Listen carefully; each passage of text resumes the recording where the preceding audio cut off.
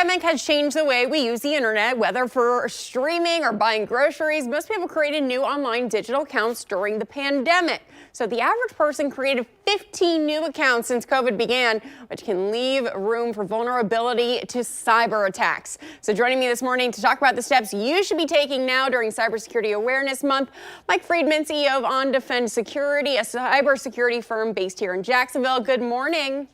Good morning. How are you? I'm good. All right. So let's first talk about tools to keep your passwords safe and secure. What are they?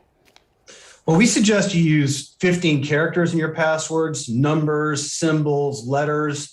You can also use phrases such as, please don't hack me. That actually works really well. We suggest that you change your passwords as often as possible.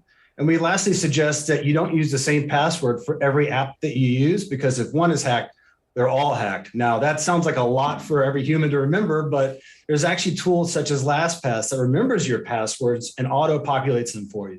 And you trust LastPass?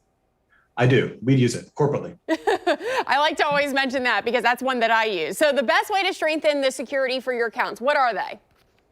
Well, beyond passwords, there's something called multi-factor authentication. That's where when you log in, you actually receive a push notification or a text on your mobile device. You can then enter that and the application knows it's you. Now, when browsing on the internet, try not to accept cookies when possible. When you log in sometimes on the internet, you're asked to save your password. Don't save your password. And most importantly, for all of your devices and applications online, update the software as often as possible because there's great security patches in those. If you don't accept cookies on a website, what exactly is that going to do?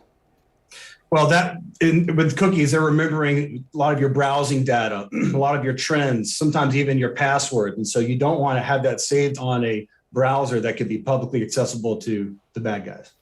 All right, let's talk about those bad guys. How do you defend yourself against hackers? Well, 92% of all cyber attacks begin with a phishing email. So you have to take a defensive posture when using email. So look at the domain or the email address and make sure it's legit before interacting with it. A lot of times there's links to log in. Don't ever click links in emails. Go directly to the sites and log in. And when there's attachments, be super suspicious because they can lead to malware and ransomware infections. And something really important, again, is updating that software. You hit on it a little bit, but why is it so important to be updating your software and not just clicking, okay, I'll do it later? Oh, well, they include very important security patches. They see the trends of the latest hacks and the latest attack tactics, and accordingly patch software based on those breaches. So they're very important to keep up to date, so you're not the next victim. Okay, so how do you know if you've been hacked?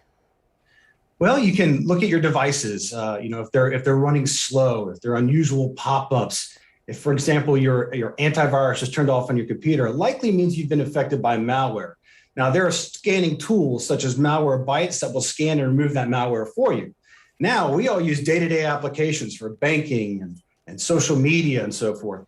Well, if you see unusual activity, for example, if someone receives an email you didn't send, or there was a post you didn't post, or a financial transaction you didn't make, it likely means your account was compromised or hijacked, and you need to change your password quickly.